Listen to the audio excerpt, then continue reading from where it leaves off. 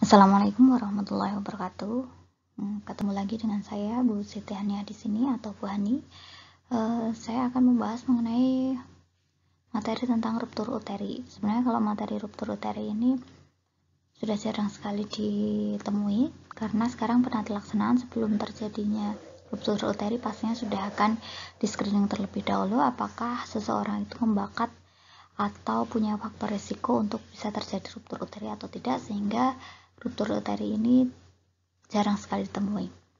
Tetapi mungkin saja kedepannya Anda harus waspada terkait dengan faktor bahaya yang bisa terjadi jika perdarahan terjadi pada ibu yang mengalami faktor uteri. Oke, 30 menit ke depan saya akan menjelaskan mengenai ruptur uteri tersebut. Kemudian silahkan Anda dengarkan baik-baik. Semoga materi yang saya sampaikan ini bisa Anda dengarkan dengan baik dan bermanfaat. Mari kita mulai dengan pengertian dari ruptur uteri. Apa itu ruptur uteri? Ruptur uteri adalah terlepasnya robekan yang sudah lama terjadi di sepanjang uterus dengan arah robekan selaput ketuban sehingga kavum uteri berhubungan langsung dengan kavum peritoneum.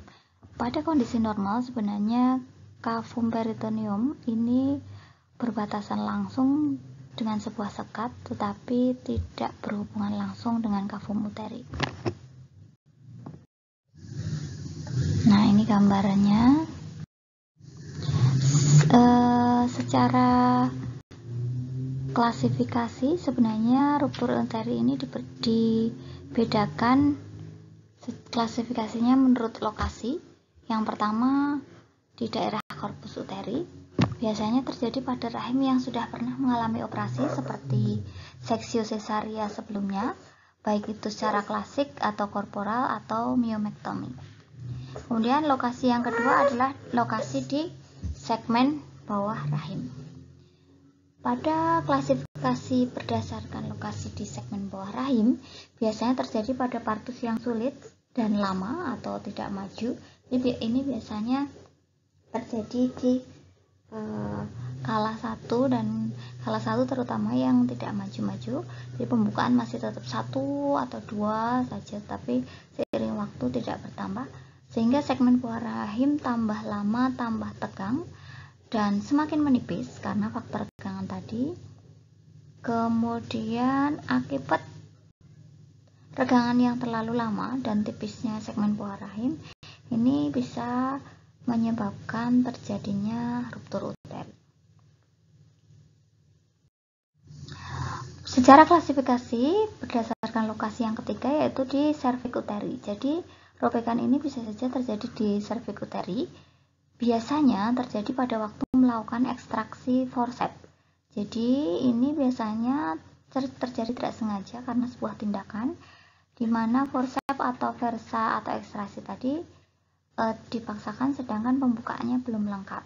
Jadi robekan ini terjadi ketika proses penarikan dari forceps maupun dari eksplorasi dari forceps sedangkan pembukaan tadi terjadi belum lengkap. Yang keempat adalah letaknya di kolpoporeksi atau kolpoporeksi. Di sini terjadi robekan-robekan di antara area serviks dan vagina. Jadi Anda bisa lihat daerah, bayangkan ya, sebenarnya kan serviks dan vagina ini saling berdekatan. Nah, ini bisa terjadi robekan-robekan yang terjadi di antara organ serviks dan vagina.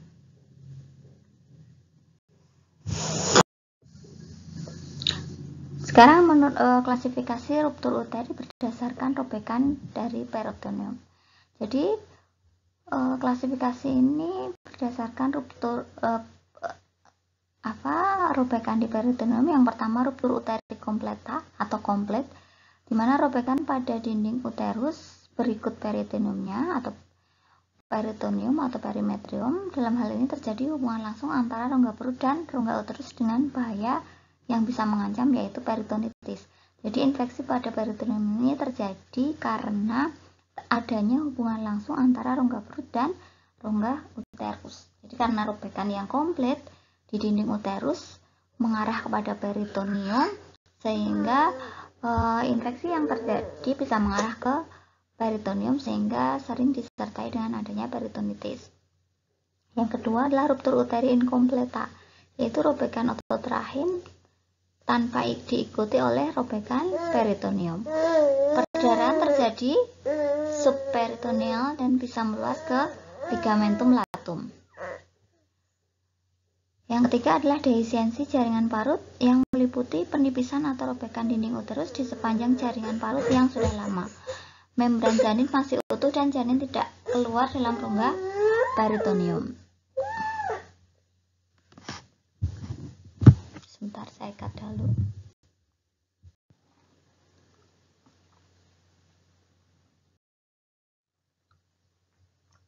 Klasifikasi yang selanjutnya adalah ruptur uteri berdasarkan kapan waktu terjadinya.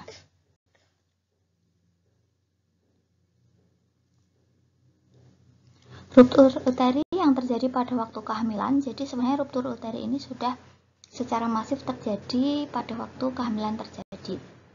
Ruptur uteri yang terjadi ini mulai terjadi di dinding uterus yang lemah yang dapat disebabkan oleh misalnya seorang ibu yang pernah mengalami seksio sesaria dengan jangka waktu yang relatif dekat, dan bekas enukleasi meoma uteri, adanya meoma uteri yang membesar di daerah itu sehingga bisa memunculkan faktor robekan. Kemudian bekas kuretase atau plasenta manual yang tidak tertutup sempurna, atau sepsis postpartum yang terjadi pada persalinan sebelumnya, dan hipoplasia uteri. Yang kedua adalah ruptur uteri pada waktu persalinan. Nah, ruptur uteri yang terjadi pada waktu persalinan itu terjadi pada saat tadi ruptur uteri terjadi. Jadi seiring proses persalinan, robekan mengarah pada dinding endometrium tadi. Kemudian selanjutnya adalah menurut etiologinya. Ruptur uteri ini berdasarkan faktor penyebabnya bisa terjadi secara spontan atau non-violent, di mana ruptur uteri spontan pada uterus normal dapat terjadi karena beberapa penyebab yang menyebabkan persalinan tidak maju. Jadi ruptur uteri spontan pada uterus normal dapat terjadi, jadi sebenarnya bukan karena faktor SC sebelumnya, ini terjadi karena persalinan yang tidak maju. Jadi pembukaan tidak, kontraksi terus terjadi tapi pembukaan tidak terjadi. Persalinan yang tidak maju ini dapat terjadi karena ada faktor rintangan, misalnya seseorang dengan panggul sempit, adanya hidrosefalus atau bayi dengan kepala yang lebih besar karena ada timbunan cairan di situ. Kemudian makrosomia atau ukuran tubuh yang terlalu besar pada janin disebabkan karena makrosom. Kemudian janin dalam letak lintang sehingga ini membuat robekan tersendiri. Kemudian ada janin dengan presentasi bokong, kehamilan ganda, dan adanya tumor pada jalan lahir. Yang selanjutnya ruptur uteri traumatik, yang tadi kita bahas sebelumnya kan ruptur uteri spontan ya, non-violent. Kalau ini ruptur uteri yang terjadi karena traumatik. Faktor trauma pada uterus meliputi kecelakaan dan tindakan. Jadi bisa saja terjadi karena proses trauma atau kecelakaan yang terjadi pada saat kehamilan atau faktor tindakan yang saya sebutkan tadi di atas. Tindakan yang menyertai kelahiran. Kecelakaan sebagai faktor utama pada uterus berarti tidak berhubungan dengan proses kehamilan dan persalinan, misalnya trauma pada abdomen. Nah, jadi bisa saja terjadi waktu kehamilan ataupun sebelum proses kehamilan itu terjadi. Jadi sebenarnya robekan sudah ada sebelum kehamilan. Yang disebut dengan tindakan adalah berhubungan dengan proses kehamilan dan persalinan, misalnya versi ekstraksi ya, dipaksa untuk diputar. Jadi posisi janin yang diversikan atau ditarik dengan paksa, ekstraksi menggunakan forceps, kemudian alat-alat embriotomi atau manual plasenta, dan ekspresi atau dorongan. Jadi hati-hati sekali. Saya sering tidak habis pikir di mana seorang penolong persalinan ini memaksakan perubahan posisi atau mendorong dengan kuat, tidak diikuti dengan ilmu yang benar. Nah, makanya bisa saja terjadi perdarahan disebabkan karena ruptur uteri. Ruptur uteri karena jaringan parut. Yang ketiga ini karena ruptur uteri jaringan parut, berarti ini karena riwayat sebelumnya ruptur uteri yang terjadi karena adanya locus minoris pada dinding uterus sebagai akibat adanya jaringan parut bekas operasi pada uterus sebelumnya. Jadi hati-hati, kenapa makanya pada waktu operasi sesar itu dibatasi minimal 2 tahun atau tidak boleh terlalu dekat. Ini karena bisa jaringan parut yang terjadi pada bekas operasi sebelumnya di dinding uterus tadi bisa menyebabkan locus minoris, sehingga ini yang menyebabkan adanya jaringan parut dan ruptur uteri terjadi akibat regangan dari jaringan parut tersebut. Atau enukleasi mioma atau miomektomi, jadi pengambilan mioma, bekas pengambilan mioma baik itu jaringan parutnya atau proses penjahitan yang tidak sempurna sehingga mudah rentan. Kemudian adanya histerotomi, histerorafi dan lain sebagainya. Jadi proses pengambilan rahim seluruhnya terjadi jaringan parut di situ. Nah, ini yang bisa menyebabkan robekan pada uteri tadi sehingga ruptur. Seksio sesaria klasik yang sering lebih dari 4 kali ini sering menimbulkan ruptur uteri daripada parut bekas seksio sesaria profunda. Jadi seksio sesaria klasik itu kan yang mendatar vertikal ya, di arah atas. Ini bisa 4 kali lebih sering bisa menimbulkan ruptur uteri daripada bekas jaringan parut seksio sesaria profunda atau yang mendatar. Hal ini disebabkan oleh karena pada segmen bawah uterus yang merupakan daerah uterus yang lebih tenang dalam masa nifas dapat sembuh dengan lebih baik sehingga parut lebih kuat. Jadi kalau yang klasik kan dari arah ke atas ke bawah, nah ini menyebabkan otot-otot yang ada di situ itu proses penyembuhannya lebih lama dan lebih sulit dibandingkan dengan yang seksio sesaria profunda, di mana di situ jaringannya lebih tenang sehingga jaringan parut yang dihasilkan akan lebih kuat, sehingga untuk terjadinya ruptur uteri ini lebih sedikit kemungkinannya. Nah, bagaimana kita menegakkan diagnosa penegakan diagnosa apakah ini perdarahan postpartum ataukah ruptur uteri? Yang pertama, kita bisa melakukan metode anamnesis, yaitu ditanya adakah riwayat partus yang lama atau macet. Jadi tanya sudah berapa lama terjadi salah satu, pembukaannya dimulai dari kapan dan lain sebagainya. Kemudian adanya riwayat partus dengan manipulasi oleh penolong, apakah ada dorongan di riwayat persalinan sebelumnya, apakah ada reversi atau tarikan dan lain sebagainya. Adanya riwayat multiparetas atau kehamilan yang sering lebih dari 2 atau lebih dari 5 kali. Nah, faktor-faktor tadi bisa ditanyakan untuk menegakkan diagnosa dari penyebab terjadinya ruptur uteri. Adanya riwayat operasi pada uterus, misalnya SC, enukleasi mioma atau miomektomi, terjadinya pengangkatan histerektomi, uterus secara keseluruhan, histerotomi dan histerorafi, baik itu sebagian atau keseluruhan, ini bisa menyebabkan seseorang juga mempunyai riwayat untuk menjadikan faktor penyebab terjadinya ruptur uteri. Nah, jadi penegakan diagnosa ini memang harus dimulai dari anamnesa awal. Nah, sehingga ujung tombak dari sebuah diagnosa banding ini ditegakkan berdasarkan kemampuan anamnesis yang tepat atau benar. Biasanya gambaran klinis yang terjadi pada ruptur uteri ini didahului oleh gejala-gejala yang membakat, misalnya didahului oleh his yang kuat dan terus-menerus. Jadi ditanya apakah setiap kali melahirkan itu ada kontraksi yang kuat dan terus-menerus terjadi. Ini bisa saja namanya membakat berarti terjadi sejak siklus persalinan sebelumnya. Atau rasa nyeri yang hebat di bagian perut bagian bawah. Nah, ini bisa saja menjadi acuan seseorang itu mengalami adanya ruptur uteri. Jadi rasa nyeri yang hebat di perut bagian bawah atau nyeri waktu ditekan. Ya, nyeri yang bertambah hebat tadi akan bertambah kualitasnya dan akan semakin hebat skala nyerinya ketika area yang mengalami nyeri tadi ditekan. Kemudian karena tanda-tanda shock maka akan terjadi gelisah, nadi dan pernafasan yang cepat. Jadi ini adalah tanda-tanda bahwa dia terjadi perdarahan. Kemudian dari tanda-tanda perdarahan tadi karena dia shock maka bisa saja ibunya tersebut mengalami tanda-tanda percepatan dari nadi dan pernafasan yang cepat sebagai mekanisme jantung untuk mengkompensasi jumlah darah yang keluar. Dan gelisah ini merupakan tanda-tanda penurunan kesadaran. Hati-hati jika Anda mendapati pasien seperti ini, segera konsulkan dan beri tindakan secepatnya. Kemudian segmen bawah terus tegang, nyeri pada perabaan. Ya tadi nyeri yang ditekan, kemudian teraba uterus yang tegang. Karena jebakan dari darah yang ada di situ bisa menyebabkan seseorang tadi menjadi segmen bawah uterusnya menjadi tegang.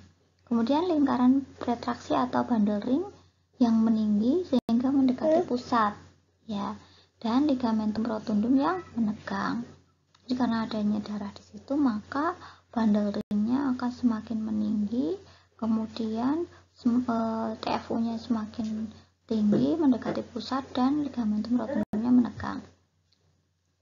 Keadaan umum penderita menjadi tidak baik karena tadi bisa terjadi penurunan kesadaran sampai terjadinya anemia, nadi menjadi filiformis atau susah diraba, pernafasan menjadi cepat dan dangkal, dan tekanan darah bisa saja tiba-tiba menurun atau bisa terjadi shock. Kemudian selain pemeriksaan anamnesa dan tanda-tanda fisik yang bisa ditemui, kita bisa melakukan pemeriksaan luar. Yang pertama adanya pemeriksaan nyeri tekan di abdominal atau di daerah perut, terutama di perut bagian bawah. Kemudian dalam pemeriksaan luar tadi bisa ditemui adanya perdarahan pervaginam.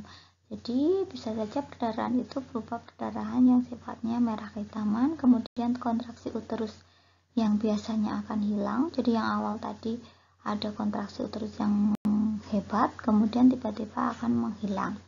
Nah, pada palpasi bagian janin mudah diraba di bawah dinding perut ibu atau janin teraba di samping uterus. Jadi adanya pengeluaran janin di dinding perut ibu atau janin teraba di samping uterus ini biasanya karena sudah terjadi robekan sehingga janinnya bisa keluar dari area uterus walaupun belum dilahirkan. Nah, di bagian bawah perut uterus teraba tonjolan seperti sebesar kepala bayi dan denyut jantung janinnya biasanya sudah mulai negatif. Nah, terjadi tanda-tanda cairan yang bebas keluar. Nah, ini terjadi perabaan yang sangat signifikan terutama di poin 6. DJJ makin lama kelamaan akan menjadi melemah dan jika bayi sudah meninggal bisa saja negatif. Jika kejadian ruptur uteri telah lama, maka akan timbul gejala-gejala meteorismus, jadi perut tegang seperti papan, defense muskular yang menguat sehingga sulit untuk meraba bagian-bagian janin. Jadi otot-otot sudah semakin keras, semakin tegang, dan ini akan sangat sulit untuk meraba bagian janin yang sebenarnya. Pemeriksaan dalam bisa dilakukan. Yang pertama pada ruptur uteri komplit, maka hasil dari pemeriksaan darah dalam akan terjadi hasil perdarahan pervaginam yang disertai dengan perdarahan intraabdomen sehingga dapatkan tanda cairan bebas dalam abdomen. Kemudian pada pemeriksaan pervaginam bagian bawah janin tidak teraba lagi atau teraba tinggi pada jalan lahir. Selain itu kepala atau bagian terbawah janin dengan mudah dapat didorong ke atas. Hal ini terjadi karena seluruh atau sebagian janin masuk ke dalam rongga perut melalui robekan uterus tadi. Makanya teraba dari luar, bisa kepala, bisa anggota badan janin yang teraba dari luar. Kadang-kadang kita dapat meraba robekan pada dinding rahim dan jika jari tangan dapat melalui robekan tadi, maka dapat diraba omentum atau usus dan bagian janin. Kemudian pada pemeriksaan kateterisasi bisa didapat urin sudah bercampur dengan darah. Nah, Pada ruptur uteri incomplete, perdarahan biasanya tidak terlalu banyak. Darah berkumpul di bawah peritoneum dan akan mengalir sendiri melalui vagina. Janin umumnya tetap berada dalam uterus karena tidak keluar melalui robekan karena relatif sedikit ya robekannya. Dan pada kateterisasi didapat urin berdarah tapi tidak sebanyak pada ruptur uteri yang komplit. Nah, ini gambarnya. Pada ruptur fetus, ini gejala klinisnya sama seperti yang saya ungkapkan tadi di depan. Penata laksananya maka resusitasi seksus cesarea. Nah, ini adalah gambaran USG pada wanita yang mengalami ruptur uteri. Ini kelihatan ada robekan di sini. Kalau ini kan normal ya, dua yang ini bawah. Nah, ini ada robekan di dalam uterus dan sudah mulai keluar. Nah, ini pada before uterine rupture ini sudah ada scar dari seksus cesarea sebelumnya, kemudian terjadilah ruptur di sana, terjadi perdarahan, robekan, dan ini bisa saja janinnya menjadi besar. Nah, patofisiologinya, kenapa ini bisa terjadi? Pada kehamilan 28 minggu biasanya isthmus uteri akan berubah menjadi segmen bawah rahim, dan saat kehamilan eterem, segmen bawah rahim berada di 1-2 cm di atas simfisis. Karena regangan uterus yang semakin membesar dan terisi janin, maka segmen bawah rahim akan berada di 1-2 cm di atas simfisis. Saat persalinan kala 1 dan awal kala 2, maka batas antara segmen bawah rahim dan segmen atas rahim dinamakan lingkaran retraksi fisiologis. Saat persalinan kala 2 terjadi, apabila bagian terbawah tidak mengalami kemajuan, sementara segmen atas rahim terus berkontraksi dan makin menebal, maka segmen bawah rahim akan semakin tertarik ke atas dan menjadi semakin tipis, sehingga batas antara segmen bawah rahim dan segmen atas rahim akan naik ke atas. Apabila batas tersebut sudah melampaui pertengahan antara pusat dan simfisis, maka lingkaran retraksi fisiologis menjadi patologis atau bundle ring tadi. Apabila persalinan tetap tidak ada kemajuan, segmen bawah uterus semakin lama semakin teregang, sehingga akhirnya pada suatu saat regangan yang terus bertambah ini bisa melampaui batas kekuatan jaringan myometrium sehingga terjadilah ruptur uteri. Maka pada persalinan PPAC, jika kontraksi yang semakin meningkat, Anda masih ingat PPAC kan, vaginal birth after cesarean section, sebenarnya kan bisa dilakukan asal jaraknya sudah lebih dari 2 tahun dan ketebalan dari uterusnya mencukupi lebih dari 4 kalau tidak salah 4 cm. Nah, 4 mili maaf. 4-8 mili. Nah, ini di sini kalau sudah merencanakan PPAC, tapi harus ingat kontraksi yang semakin lama semakin kencang ini harus diikuti oleh penipisan segmen bawah uterus dan pembukaan semakin maju. Jika pembukaan tidak maju, hati-hati, perencanaan PPAC bisa di terminologi dengan SC ulang. Penata laksanaan ruptur uteri, yang pertama perbaikan KU karena tadi adanya tanda-tanda shock dari perdarahan, maka atasi shock terlebih dahulu dengan pemberian cairan dan darah. Jika terjadi anemia yang berlebih, maka harus transfusi darah. Berikan antibiotika dan berikan oksigen untuk mengatasi penurunan kesadaran. Lakukan laparotomi atau histerektomi darurat. Pertimbangkan kondisi janin apakah masih hidup atau sudah. Nah, ini prosesnya. Ini di sini laparotomi dan ini perdarahan yang terjadi. Histerektomi bisa dilakukan jika fungsi reproduksi ibu tidak diharapkan lagi, artinya ibu sudah berusia lebih dari 35 tahun dengan anak hidup yang sudah 2, kemudian kondisi tidak menginginkan kehamilan lagi, kondisi buruk yang membahayakan ibu. Jadi kalau ibu lebih membahayakan, maka lakukan histerektomi. Repair uterus, hysterotherapy dilakukan jika masih mengharapkan fungsi reproduksinya, kondisi ibu stabil dan ruptur tidak berkomplikasi. Prognosa dari janin umumnya akan meninggal pada ruptur uteri.